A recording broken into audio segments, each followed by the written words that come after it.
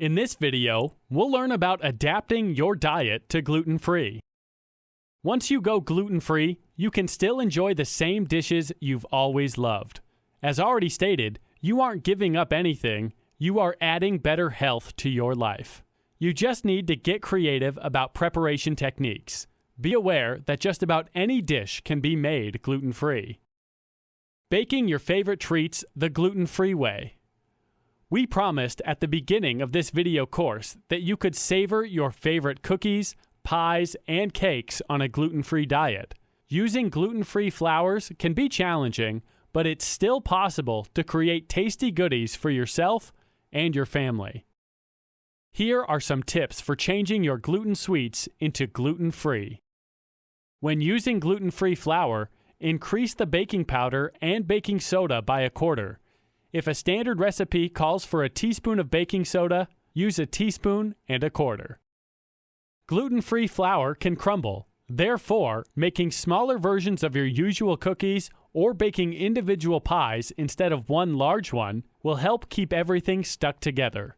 When baking breads, bake 2 mini loaves instead of a single loaf. Improve the quality and taste of baked goods by combining various types of gluten-free flour instead of using just one kind. Use starches with added texture when you bake. Every recipe can differ, so you need to experiment.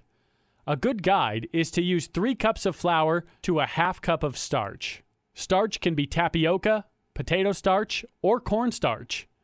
It bears repeating that baking is not a precise science, and you may need to experiment a few times with the ratio for the perfect combination. Gluten is what helps a dough stick together. Without gluten, you need to use something else to keep your dish from falling apart. Use a teaspoon or more of guar gum, gelatin, or xanthan to keep your breads together. For cakes and muffins, add only 1/2 teaspoon. Adding an extra egg can also help bind the dry ingredients together. Yes, you are likely to make mistakes when you experiment. No need to waste those mistakes and toss them. Place those errors in a food processor and create gluten-free coating for your fried meats and fish. To create a more perfect gluten-free dough, beat the batter more than you would ordinary dough to provide it with some structure.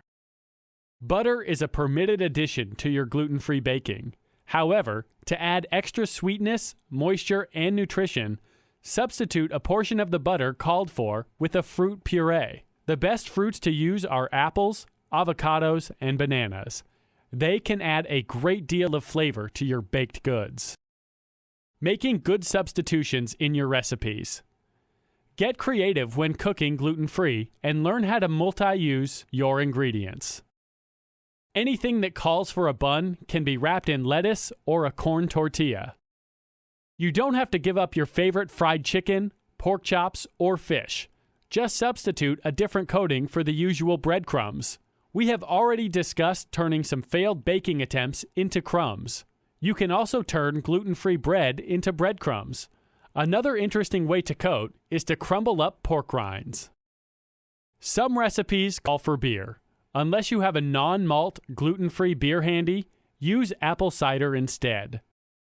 To make croutons for your salads, cut up a few slices of gluten-free bread and fry the cubes. When preparing sandwiches, don't limit yourself to gluten-free bread.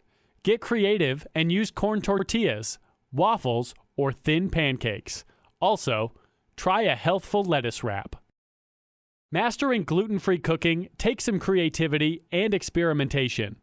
It's a good idea to try smaller batches until you achieve satisfying results. Being diagnosed with celiac disease or wheat allergy does not have to interfere with your favorite meals. Play around with the ingredients and enjoy tasty results.